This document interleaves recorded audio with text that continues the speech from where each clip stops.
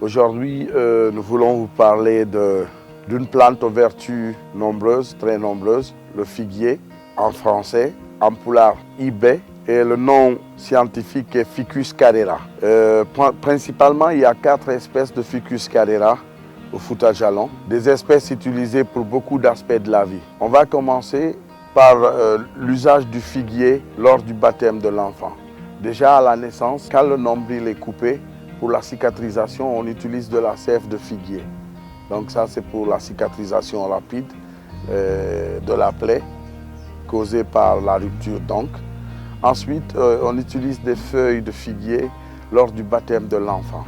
Donc ça aussi, c'est des feuilles de figuier qui sont placées dans une petite calebasse avec de l'eau qu'on utilise pour couper les cheveux de l'enfant et lui souffler son nom. Ça, c'est au plan du baptême. Ensuite, au plan du mariage. La nouvelle mariée, avant de rejoindre le domicile conjugal, elle est mise à s'asseoir sur un tabouret, généralement taillé dans du bois de figuier.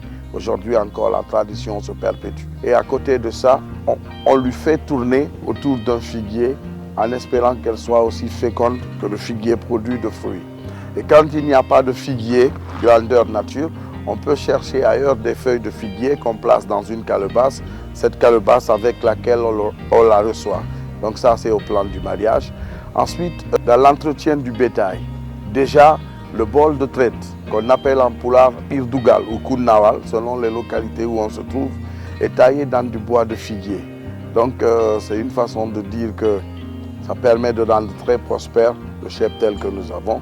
Et aussi, dans l'étable, donc dans le parc animal de la famille, il y a toujours ce qu'on appelle tiggal. Tiggal, c'est un piquet ou un morceau de bois taillé dans du figuier auquel on attache les animaux pour espérer que le cheptel soit prospère.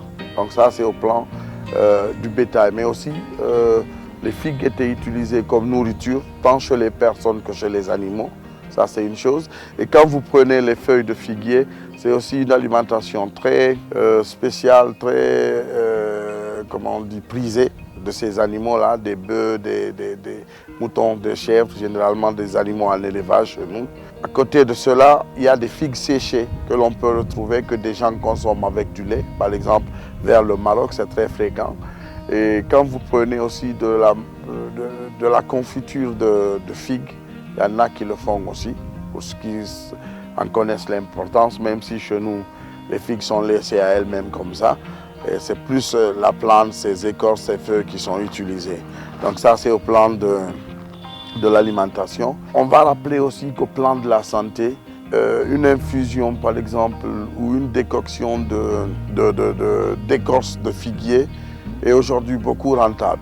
Par exemple, pour ceux qui sont anémiés, on utilise très souvent de l'acide folique pour la médecine moderne, pour leur guérison. Et cet acide folique-là contient de la vitamine B9, selon les infos qu'on a pu glaner avec des médecins. C'est la même substance, donc la même vitamine B9 se retrouve à hauteur de 12 à 13% dans le figuier. Et donc quand on fait une infusion de ça, on donne à quelqu'un d'anémie. Ça permet aussi de combler ce manque-là. Donc ça veut dire qu'au plan de la guérison, qu'au plan du traitement aussi, le figuier peut être utile. Au plan traditionnel, très souvent, pour ceux qui ont un enfant qui pousse des dents, on utilise une sorte de collier fait à base de figues séchées pour pouvoir, au niveau des pédoncules généralement, on met les pédoncules sous forme de collier pour mettre au cou de l'enfant. Il paraît que ça soulage la douleur de la poussée dentaire. Donc aujourd'hui encore, ça c'est des trucs qui sont utilisés.